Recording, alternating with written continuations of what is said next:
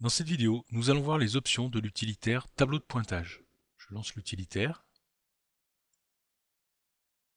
Dans l'onglet Options, on retrouve la gestion des tables, la définition du nombre de chiffres significatifs des coordonnées, la gestion des calques en affectant un calque pour la création des tables et un calque pour la génération des notes. Nous trouvons enfin une zone permettant de choisir les filtres de sélection que nous souhaitons activer. Si on va dans la gestion des tables, on retrouve dans ce cadre l'emplacement des modèles de tables. Ici, toutes les tables déjà créées. On peut modifier une table, supprimer une table ou ajouter une nouvelle table. Créons une nouvelle table. Il faut éviter les caractères spéciaux et les espaces seront remplacés par des tirets bas. Dans l'onglet Format du tableau, on retrouve toutes les colonnes du tableau que l'on peut activer ou non par le biais de ces cases. On a la possibilité de modifier le nom des colonnes et la taille.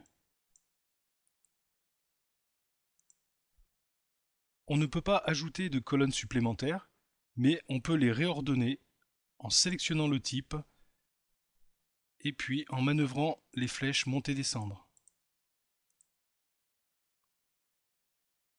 Ici, on retrouve une option permettant d'accrocher le tableau au point d'ancrage des tables de SolidWorks, si celui-ci existe dans le fond de plan.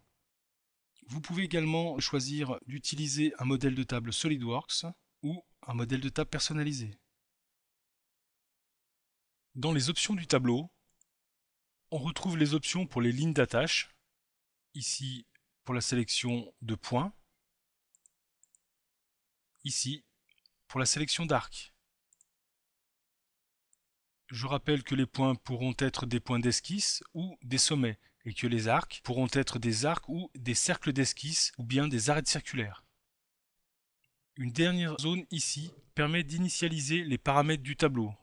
On retrouve le choix de la numérotation de chiffres, soit une incrémentation de lettres, soit l'incrémentation d'un chiffre précédé par une chaîne de caractères spécifiée ici.